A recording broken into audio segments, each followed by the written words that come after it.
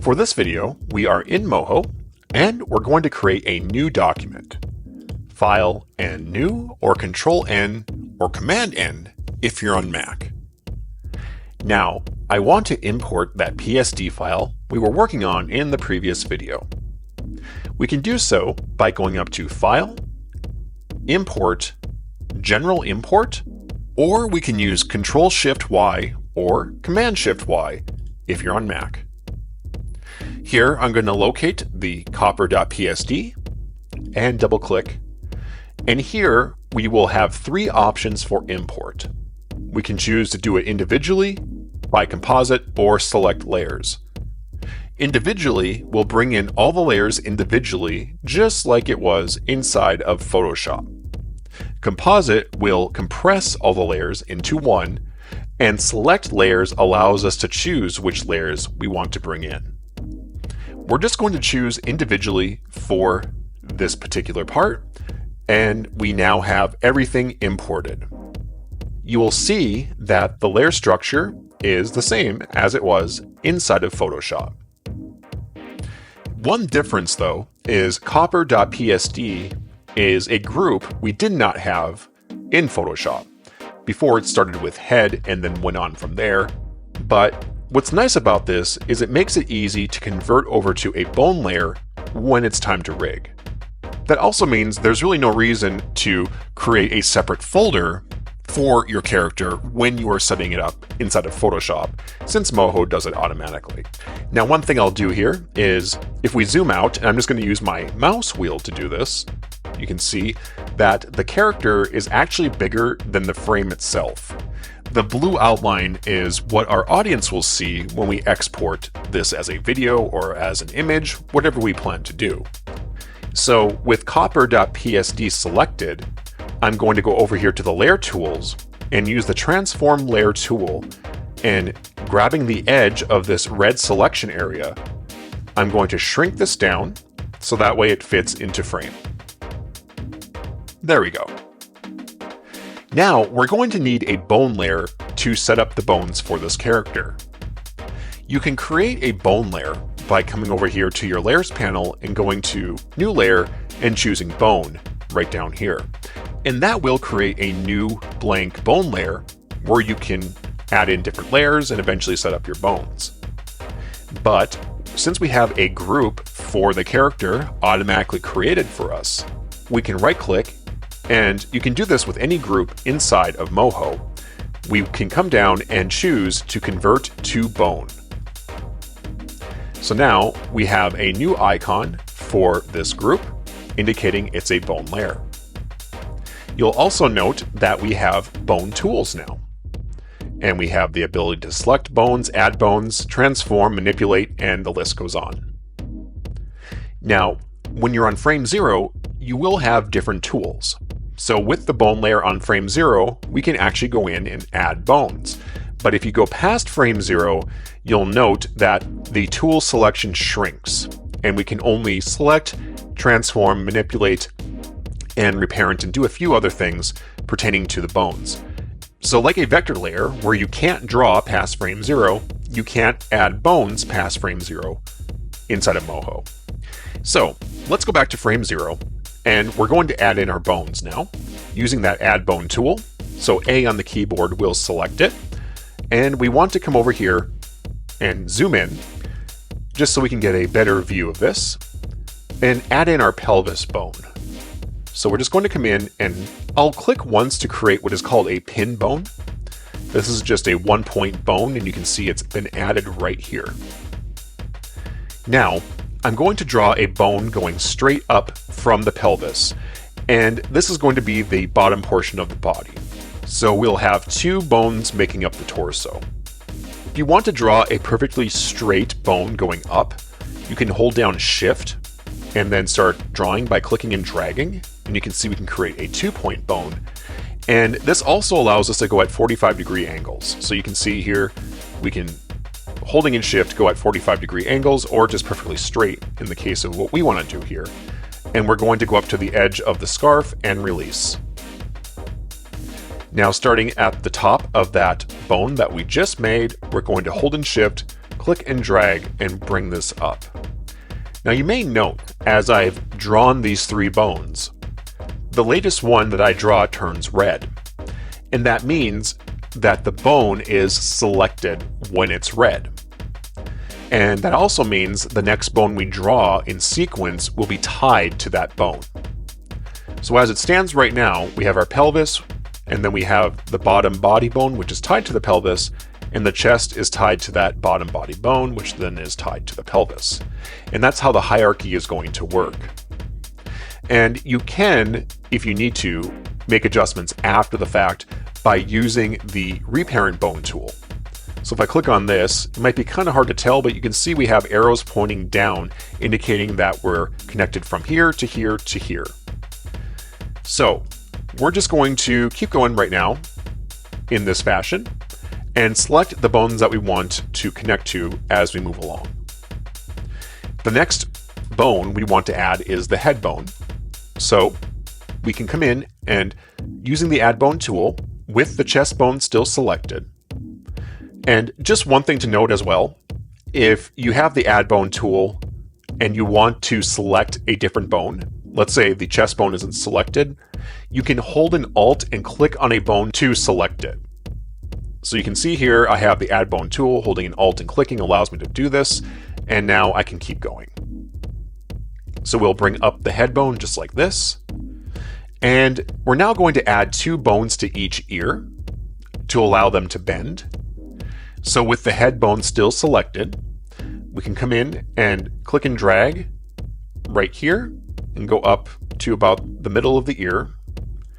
And then we'll do a second bone by clicking and dragging and going up like so. Now let's Alt click on the head bone, come over here to the second ear, and do the same thing. Now we want to focus on the limbs. So let's just kind of zoom in here a little bit, and we're going to Alt click on the chest bone because it makes the most sense for the arms to be tied to the chest bone. And we can come in here and starting near the top of this arm, click and drag and move down to about the middle of the arm, click and drag and go down to the edge of the glove, and then one more time clicking and dragging and going out to the length of the hand and releasing.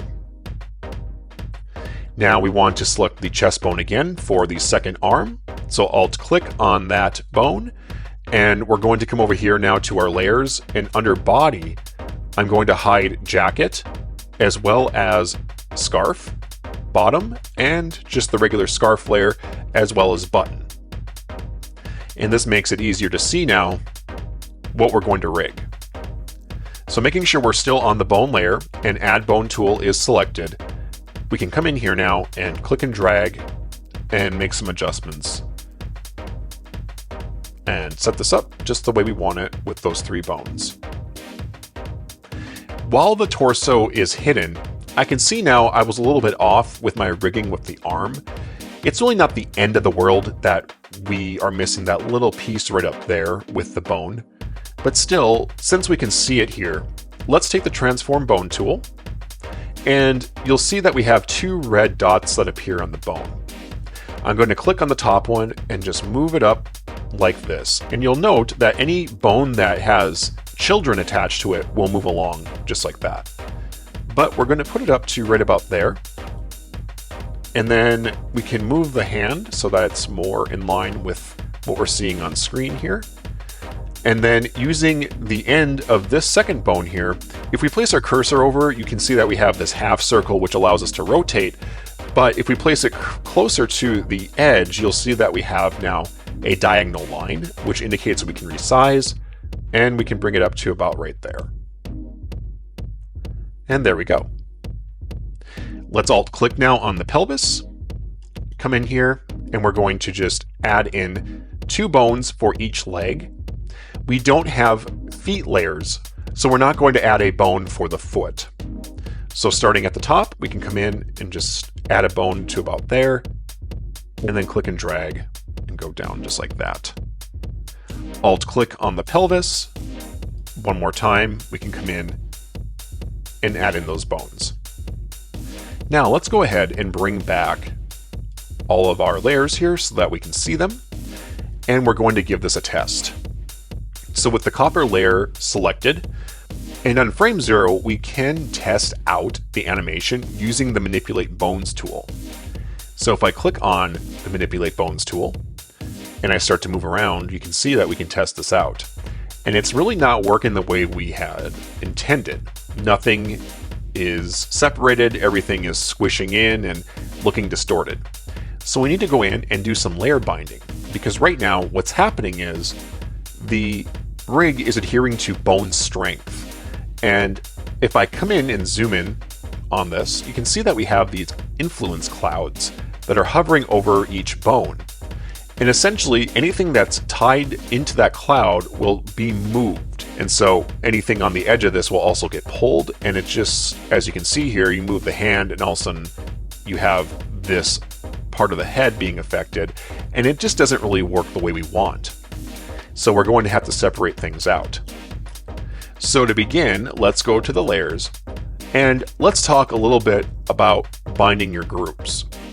If right now we were to bind this group to a bone, any of the layers underneath, the child layers, will also be tied to that bone, and they cannot be bound to any other bone.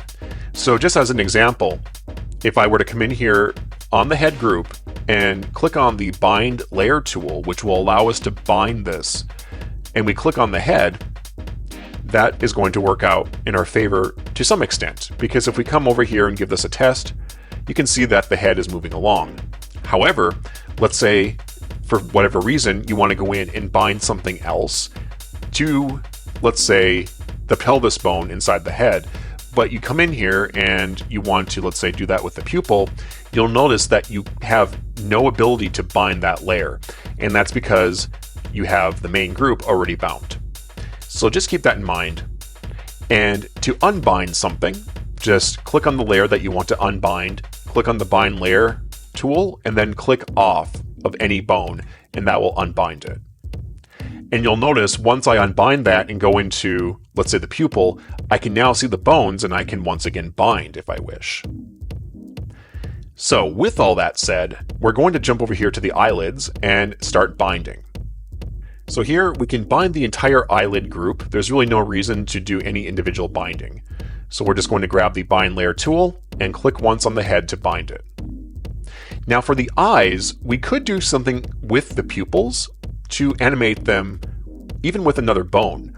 So what I'll start doing here is go into the eyes group, and for blink up, we're just going to select the head, blink down, also select the head. But for open, we're going to expand this and go into each eye group.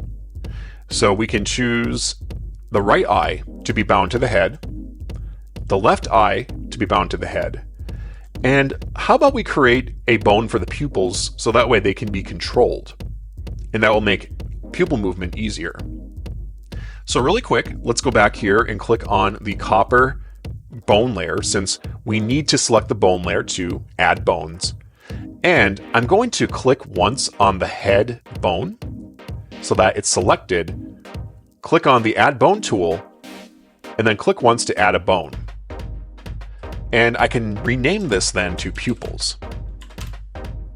So what this will do, first of all, is since we bound it to the head, if you move the head at any point, you can see that this bone is moving along with it, which will allow the pupils then to move along with the head as well. So that way nothing will be broken when you move the head, and it can just make pupil movement easier. So let's go back to frame 0 now and click on pupil right, and we're going to bind it to that bone, and then pupil left, bind it to the bone. And just to test this really quick, going to frame 6, we can go to the copper layer, and we're going to grab the transform bone tool, and we can click and drag, and you can see how this is going to look now. We can move the pupils around, and if we move the head, the pupils still go with the head because this bone is moving with that bone.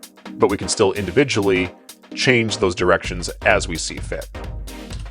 Next, you have the nose. We're just going to bind that to the head bone. And then you have the mouths.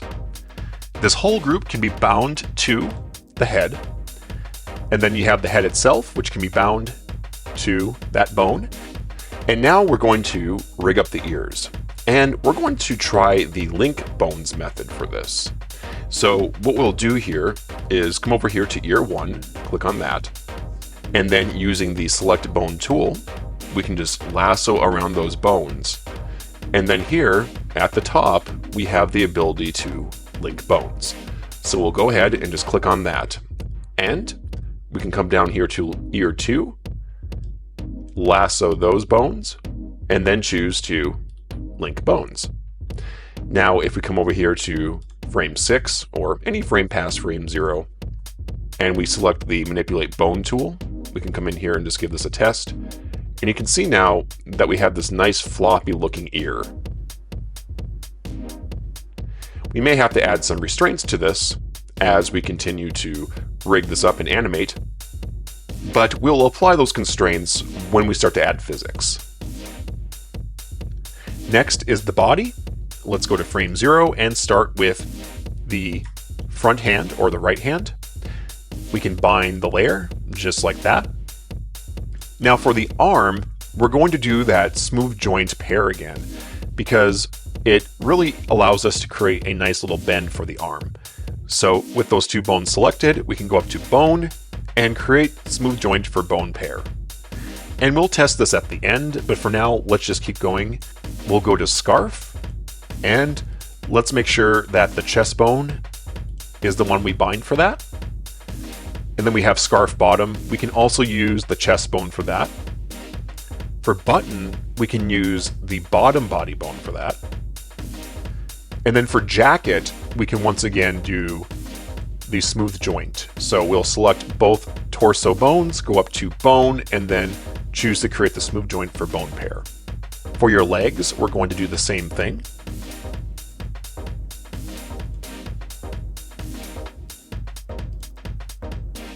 And then we have the back hand. We can layer bind that. And then the back arm, we're just going to come in, select both bones for that, and then choose bone, create smooth joint for bone pair. We are going to leave the tail. We will be doing that separately with a new feature from Moho 14. So we're just going to focus on the other elements right now. Let's come over here to copper once again, and let's go to frame 6, and we can just kind of start to move this around.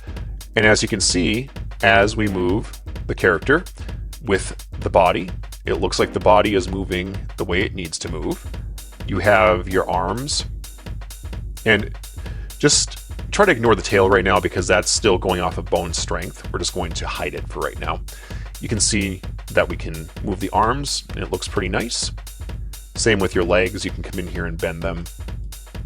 And right now, this is set up in a very basic and nice way. And of course, if you take the transform bone tool, you can move your pupils around. So there you go. That is how you can set up a basic rig inside of Moho. And again, this is just a very basic setup. There's a lot more you can do, and we'll be diving more into that here shortly.